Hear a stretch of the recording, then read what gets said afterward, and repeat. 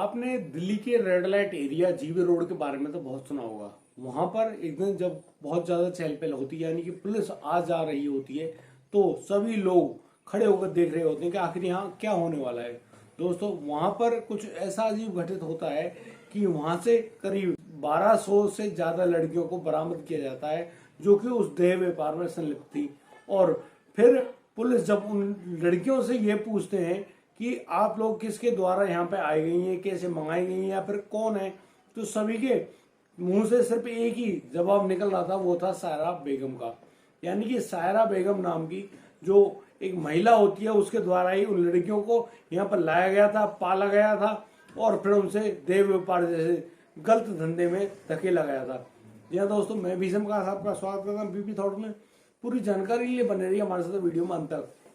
और यदि आप पहली बार हमारी ये वीडियो देख रहे हैं तो आप हमें सब्सक्राइब करना बिल्कुल मत भूलिएगा। साथ ही साथ आप हमें फॉलो करना बिल्कुल मत भूलो फेसबुक पर, क्योंकि हमारा चैनल फेसबुक पर भी है और वहां पर आप हमें फॉलो बैक कर सकते हैं। या दोस्तों, अब मैं बात करना हूँ पुलिस की उस रेड की, जब उस रेड लाइट एरिया जिसको जीबी रोड के नाम से जाना जाता है और जिसमें करीब 1200 से ज्यादा लड़की, जिन लड़कियों की उम्र मात्र 12 वर्ष से लेकर 30 वर्ष तक की होती है, यानी कि वो लड़कियां उस रेड लाइट एरिया से सिर्फ एक ही कंडीशन में निकल सकती थी कि यदि वो प्रेग्नेंट हो जाएं, और फिर दूसरा तरीका तो आप जानते हैं कि इंसान मर जाए। या दोस्तों, यहाँ पर उन लड़कियों की जिंदगी इतनी दुर्भर और परेशान होती है कि 2x4 2x5 के कमरों में, जो छोटे छोटे कमरे होते हैं, मुझे नहीं लगता कि शायद आप वहां कभी गए हो, शायद आपने कभी वो माहौल देखा हो, और मैं आपसे कहता हूं कि आप लोग कभी भी वहां पर मत जाइएगा। जीबी रोड के जो 2x5 के जो कमरे हैं, वो लड़कियां बैठी रहती हैं उन कमरों में और नए नए ग्राहकों का इंतजार कर रही होती हैं। और जब नए ग्राहक सीढ़ियां चढ़कर ऊपर पहुंचते हैं तो फिर वहां पर वो पैसे देकर और अपने हवस की प्यास को मिटाते हैं। और वे लड़कियां जिनकी उम्र मात्र 12 वर्ष से लेकर 15 वर्ष, 20 वर्ष, 25 वर्ष और 30 वर्ष, यानी कि वो लड़कियां पता नहीं कितनी वर्ष की हैं। यहाँ तक कि कुछ जो लड़कियां यानी कि उस महिलाएं ऐसी भी मिली जो कि बिल्कुल बूढ़ी हो चुकी थी और वो भी यही कार्य कर रही थी, लेकिन सभी के मुंह पर सिर्फ एक ही जवाब था कि उनको सिर्फ सायरा बेगम द्वारा लाया गया है, यानी कि उनको खरीदा या बेचा गया है। वो जगह जगह अलग अलग दलालों के हाथ से बिकती, लुटती पिटती और यहाँ तक पहुंची है, और अब उनको यूं लगता है कि कुछ पैसे वो अब यहाँ से कमा लें। दोस्तों, जब उनकी मालकिन यानी कि कोठों की जो मालकिन है सायरा बेगम के बारे में पुलिस अब जांच करने के लिए उनके पीछे जाती है, तो पुलिस को पता चलता है कि सायरा बेगम की तो कम से कम 15 कोठियां हैं दिल्ली में, और जिनकी कीमत करोड़ों रुपए से ज्यादा है। यानी कि कई करोड़ की एक कोठी है, और करीब दिल्ली में ही नहीं, देश के विभिन्न मेट्रो सिटीज में 15-20 कोठियां सायरा बेगम के नाम लिखी गई हैं, यानी कि उनकी रजिस्ट्री है। और सायरा बेगम करोड़ों की मालकिन यानी कि अरबों की मालकिन है। या दोस्तों, जब पुलिस और ज्यादा खोजबीन करती है तो पुलिस को पता चलता है कि सायरा बेगम आखिर कौन थी, क्या थी और क्या उसकी कहानी थी। या दोस्तों, जब पुलिस को पता पड़ता है तो मैं आपको बताने का प्रयास करूंगा कि यहाँ पर सायरा बेगम जो है उसके बारे में क्या क्या कहानी है। दोस्तों, जो सायरा बेगम है वह हैदराबाद की रहने वाली एक मुस्लिम परिवार में जन्मी लड़की होती है। बेहद ही गरीब परिवार से ताल्लुकात रखती है। यहाँ पर उनके पिता, जब उनकी उम्र करीब 15 वर्ष हो जाती है तो उनके पिता उस लड़की की शादी एक अधेड़ उम्र के व्यक्ति से कर देते हैं। दोस्तों, आप जानते हैं वह अधेड़ उम्र का जो व्यक्ति है फिर उस 15 साल की सायरा बेगम से संबंध बनाता है, क्योंकि उसकी शादी तो हो गई थी। और जब वह लगातार संबंध बनाता रहता है तो वह गर्भवती नहीं होती, लेकिन किसी अज्ञात बीमारी के कारण उस व्यक्ति की मौत हो जाती है। और जब उस व्यक्ति की मौत होती है तो दोस्तों, यहाँ पर उसके साथ जो उसके जो छोटे भाई हैं, ससुर है, यानी कि जो और जो लोग हैं उनके परिवार या फिर उसके मित्र हैं, वो सभी लोग उस सायरा बेगम जो कि मात्र 15 या 16 वर्ष की थी उसके ऊपर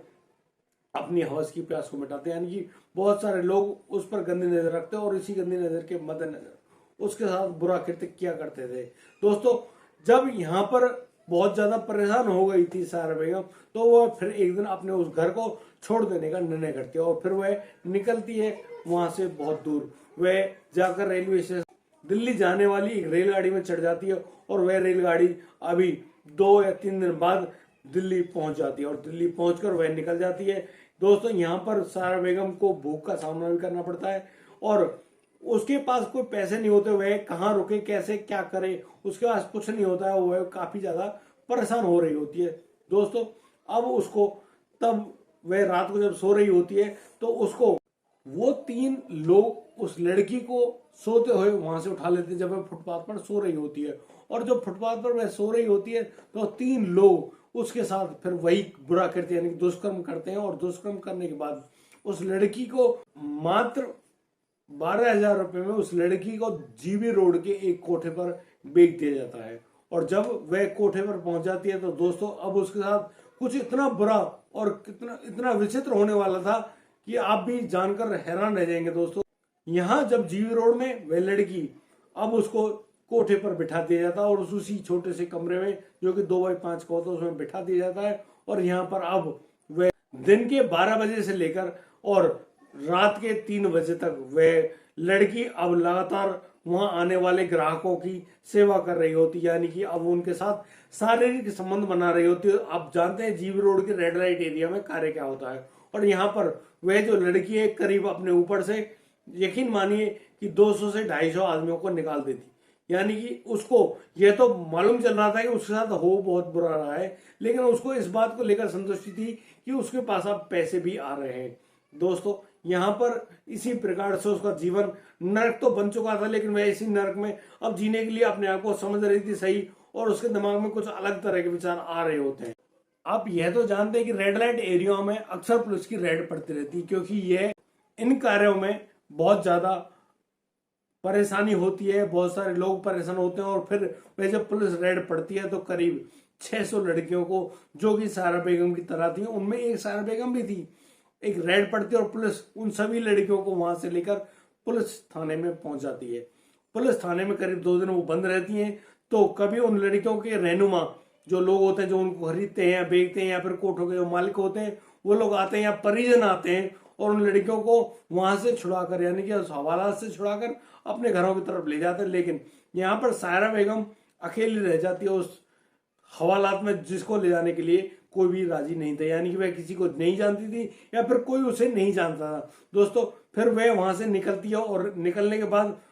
वह फिर सीधा पहुंच जाती है उसी कोठे पर, जिस कोठे का नंबर होता है 184। 184 नंबर जो कोठा होता है उस पर पहुंच जाती है। और अब यहाँ पर फिर दोबारा से वही कार्य शुरू हो जाता है कि जो पुराने जो मालिक होते हैं उन कोठों के, वो तो उनको छोड़कर जा चुके होते हैं और अब सायरा बेगम का समय आ जाता है। दोस्तों यहाँ पर सायरा बेगम की जो उम्र है वह करीब 26 वर्ष हो चुकी होती है और वह एक जवान लड़की होती है। लेकिन दोस्तों वह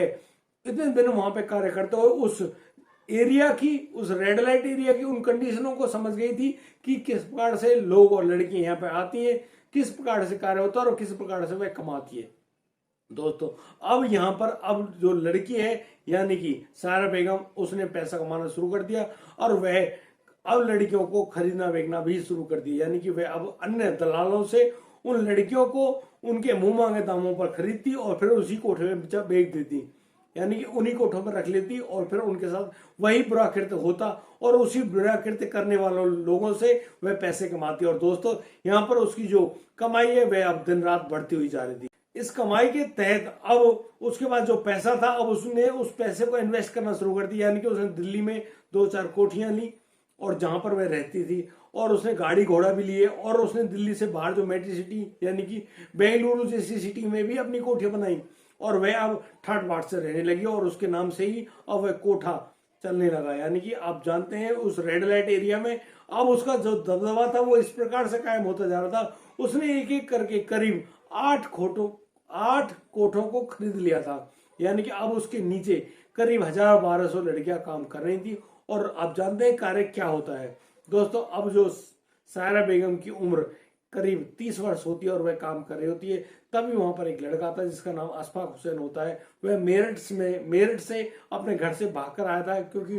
पैसे की जरूरत तो किसी को भी होती है। और जब वह पैसों की उन्हीं जरूरतों में एक दिन जीबी रोड पहुंच जाता है और उन कोठों में दाखिल होता है तो उसकी मुलाकात होती है सायरा बेगम से। और सायरा बेगम यहाँ पर उस अशफाक को अपने पास कार्य करने के लिए रख लेती है और इसी कार्य करने की एवज में वह अब उनसे पूरा काम करवा रही होती है और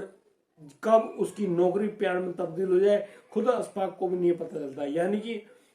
जो सायरा बेगम है वह अब अशफाक को दिल दे बैठती है और अशफाक से निकाह करने के बारे में बात करती है। अशफाक इस बढ़िया मौके को अपने हाथ से नहीं खोना चाहता था और उसने सायरा बेगम से शादी करने के लिए हाँ कर दी। दोस्तों मैं बता दूं अशफाक की उस समय उम्र करीब 26 वर्ष रही होगी। और दोस्तों यहाँ पर जब अशफाक से सायरा बेगम की